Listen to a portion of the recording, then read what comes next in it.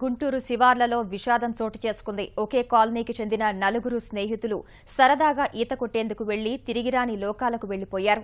జన్మభూమి కాలనీకి చెందిన వంటెద్దు రవి, మారుతి ఈశ్వర్, యార్లగడ్డ రామకృష్ణ, శంకుల కార్తీక్ స్నేహితులు రత్నగిరి కాలనీ సమీపంలోని పొలాల్లో ఉన్న నీటి కుంటలో ఈతకు వెళ్లి మునిగి మరణించారు.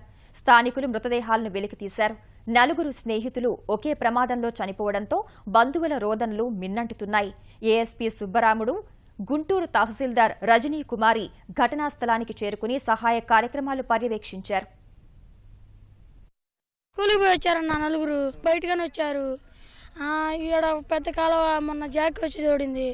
అలా ఒక అబ్బాయి పొట్టబ్బాయి కొంచెం దూకాడు. నాకేతో వచ్చు అని దూకాడు.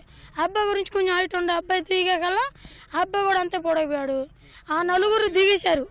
ఆ నలుగురు దిగేసాక ఇద్దరు పిల్లలు చూసి ఒకడేమో గట్టు మీద ఎడుతున్నాడు, ఒకడేమో దూకడానికి సాధించాడు, దూకాడు.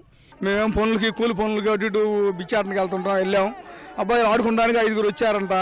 ఈ 6 వచ్చారంట. ఈ 4 అబ్బాయిలు దూకారంట. లోతు లేదు, పూళ్ళు లేదు అనుకొని పుట్లో పొడకపోయారు. ఈ 2 పిల్లలు ఊరికి వచ్చి ఇంటికాడ చెప్పారు. ఇక వాళ్ళు వచ్చాక వీళ్ళు చచ్చిపోయి ఉంటారు సార్, అంతేగాని ఏమి లేదు దీంట్లో. మా తమ్ముడు పొద్దున్న రాత్రి మా ఇల్లు అవ్వదు, మా ఇంటికాడ వండుకుంటాడయ్యా.